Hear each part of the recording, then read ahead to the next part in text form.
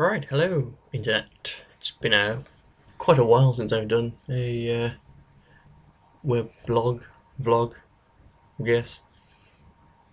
So yeah, I thought I would give you all an update on my situation right now. As it stands, like you'll really care that much anyway. But, for the, what, two, maybe three people who would watch this video?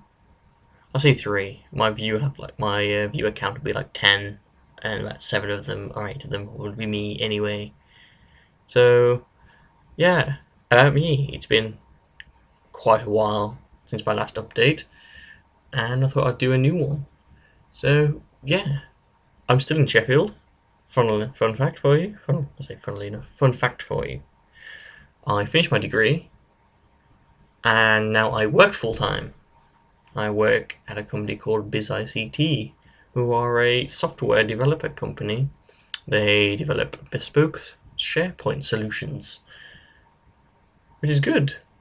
Never done this before.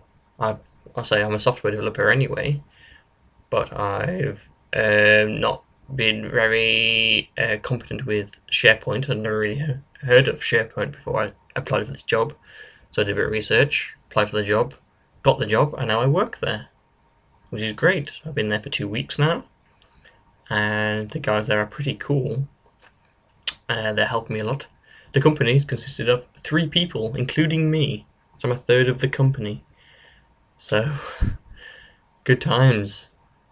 Get a lot of hands-on experience doing stuff. I mean, considering there's only 3 of us, there's a lot to take in very quickly. And they're like, oh yeah, bit of training for you, here's this. By the way, this is actually something for a client, not just some training. So, it's very daunting, a lot of the stuff that they tell you, but it's good nonetheless. I'd much rather have that kind of training of actually doing something relevant rather than something that actually here's your training. It doesn't do anything. It's just training to show you what it might be like at some point, at least while I'm there. The training is worthwhile. So, yeah, I got this through an internship program. It's called a Rise internship in Sheffield. So yeah, obviously targets graduates at university. And yeah, I wasn't actually even shortlisted for this job. I mean, I applied for this job, but I got a notification from them, an email from them, saying that I was unsuccessful in my application in the internship, and I wasn't getting a job, so I wrote it off. I went back home, back to the Midlands, and I, printed off loads of CVs, went to go and give them out, and I got a phone call a few days before saying, oh, look, someone's dropped out of this job. Do you want to have an interview? I was like, sure. When is it? Oh, it's 2 days away. Can you get there? Yes, I can get there. I'm in the Midlands at the moment. I'll have to get a train to Sheffield in 2 days, and then get a train from Sheffield to the location of the job, which happens to be in Rotherham, which, for people who aren't from around this area, Van Yorkshire area in the UK, if you're international and watching this, it's about half an hour train journey away, which is not too bad because I know where the trains are, I know where the trains run, and then there's a bus journey to get to the place. So it's not too bad, but considering that I had to travel from the Midlands to Sheffield, and then looking at my girlfriend lived in Sheffield, so I stopped with her for the night, and then the next morning I got a train, then a bus to the job. It was a big whole ordeal, but it was fine. I went for the job interview, got the job, despite the fact I wasn't one of their first picks, and now I work there, which is great. So I have something to do. Also, leading on from this, what I do in my free time now, I write for a website called thecoalition.com, and you should read about it. You should go on their website and read all the articles they have ever written for all their traffic and things. They've been going for a few years, from what I've gathered. I've been writing with them for a few months, maybe 2 at most, I think. But yeah, read all their articles, especially mine. Read mine first, than the rest of them. But they're all good, but mine especially, of course. I do a segment on there called Retro Recap, whereby every Tuesday I release an article about vintage games, retro games.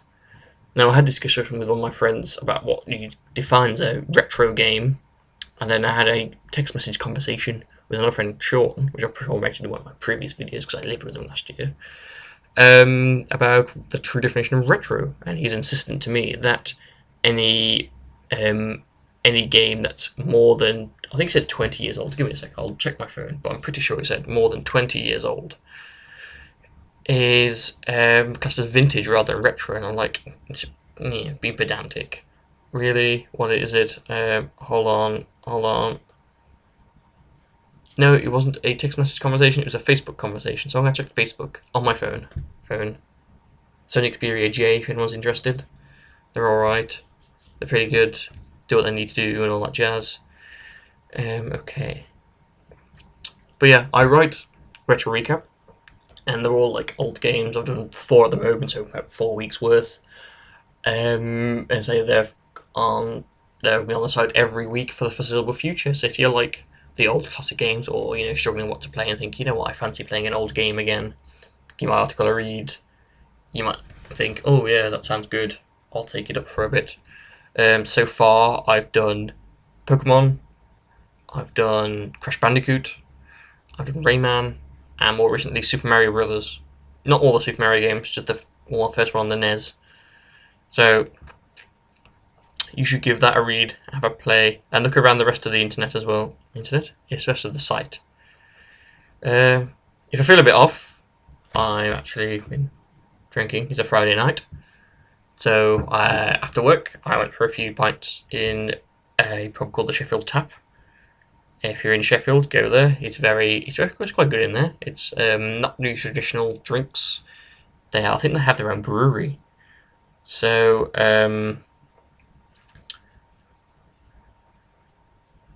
you should go in there, have a few drinks of their own brand of like beer and ale and so on and so forth. That's not actually that expensive either. Why can't I bloody find this? Why can't I find this article? I'm gonna have to go on the internet and do it. I'll still chat, don't worry. I'm still here. Yes, anything else that's gone on? Well, like I mentioned, I moved back up to Sheffield. I went home very briefly. I finished my degree at university. I was in game software development. I'm sure the people who watch it will know. If your first time watching this, I did a degree in game software development, and just finished, and now I'm a software developer. Not in the games industry, which I don't care about, to be honest. Well, I'll say that. I write for the Coalition. It's a gaming website. I like the idea of making games, but originally I got told to do a game software development degree because you learn a lot more programming than a software development course. Went there, and Sheffield Hallam University I went to do a very specialised software development course whereby they just basically teach you C++. My brother does a software development course at a different university in Stafford University, and he does like things like Java and such, which I really wanted to do, but I didn't because the university didn't give me that option. So yeah, I'm a software developer now, not a game software developer. Where the bloody hell is this? Man, can't find it. Maybe it was a text message. Maybe I'm being stupid. I don't think it was though. But yeah, anyway, back to the retro whatnot discussion. Yeah, I think it's 20 years. It's considered retro. After retro, it's vintage, and something that was like Final Fantasy X was released 10 years ago. Over 10 years ago, actually, 2002, so 11 years ago. So is that retro? Is it vintage? But generally speaking, my articles are written around the PS1 era and before. I might probably branch into the PS2 stuff eventually, because I'll run out of things to write about. I mean, there's only so much I can write about, especially for my own experiences. My articles I like to write are about my own experiences, playing games and such. I mean, I don't like to write about games that I've never played because I can't really tell you that I've done this. I can just tell you about it, not actually what I've experienced from it. So there's only so much I can say. But yeah, go read my articles. That'll be great, I'm sure. They're what I feel about games and how I feel about playing them. I mean, even my Pokemon one actually got featured on Games Radar, which is cool.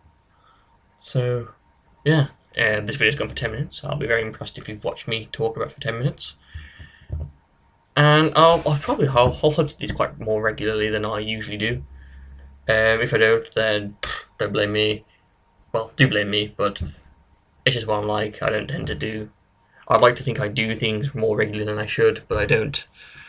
The only thing I've actually completed on YouTube is the Braid playthrough, which you should all watch because it doesn't have enough views. I'm very sad by that.